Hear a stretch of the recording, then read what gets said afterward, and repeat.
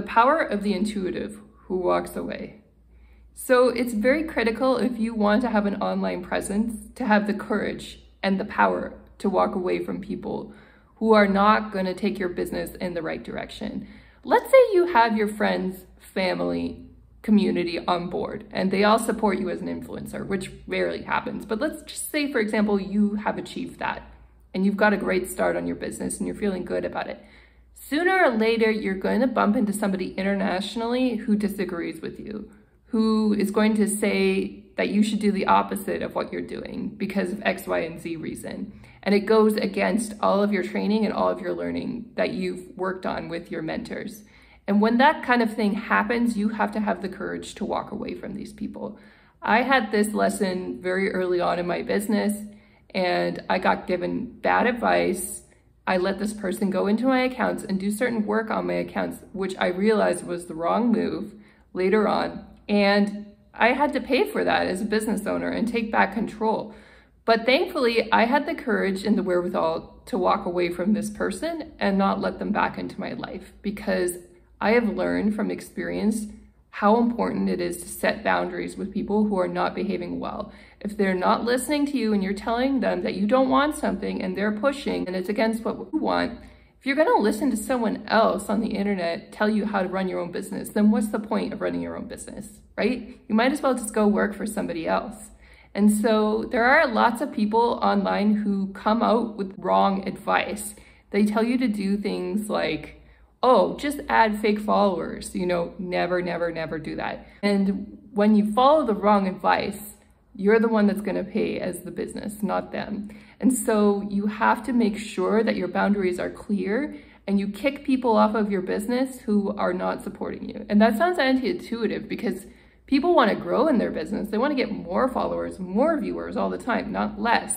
But there are certain people, if they are not contributing to your business and they're leaving comments like a lot of emoticons, like I've had that recently on some of my social media pages where I'm just noticing people are leaving like a lot of meaningless emoticons. Like if it's clapping or they're saying, yay, you did a good video or something, that's okay. Like I don't mind that so much. But if it's something else that's not relevant to the content, then it's time to start blocking and kicking these people off of your social media because they're not really contributing to the conversation. They're trying to direct it to some other direction that's in their best interest, but it's not really in your best interest as a content creator. And the reason why people are so scared to start businesses online is that they're scared of being influenced by other people. And it is a real thing that comes up.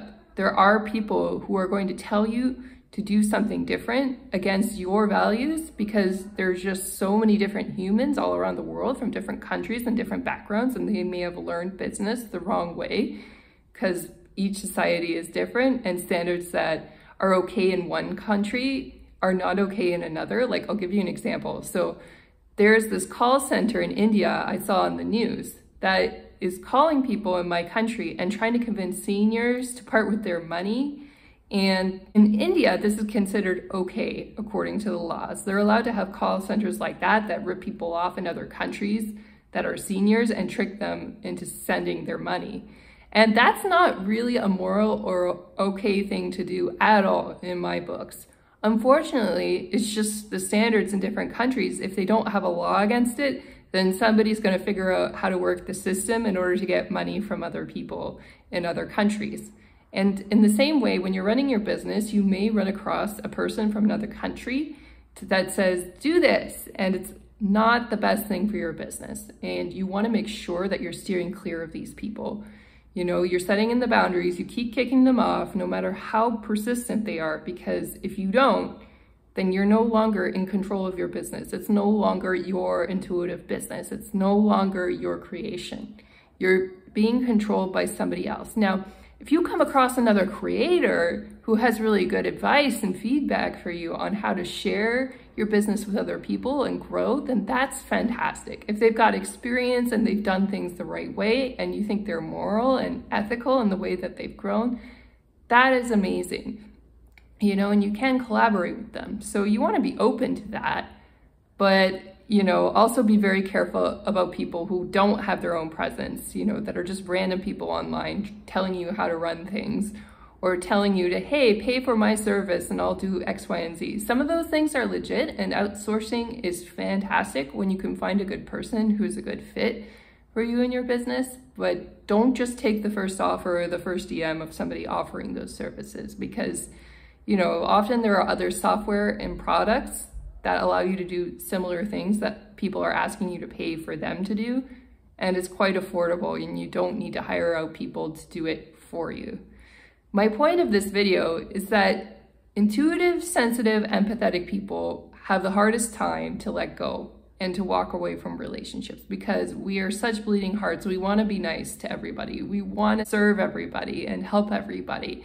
And so what can be the most difficult thing for us to do is to walk away and block people or stop talking to them when they are not leading you down the right path in life. We are the people that maybe in school we really loved everybody at school and sometimes wanted to fit in with the popular kids when they weren't doing great things, and we had to learn the life lessons to stay away from them because they weren't on the right path in life. And hopefully we learned those lessons, otherwise we wouldn't have gotten here as a content creator, right?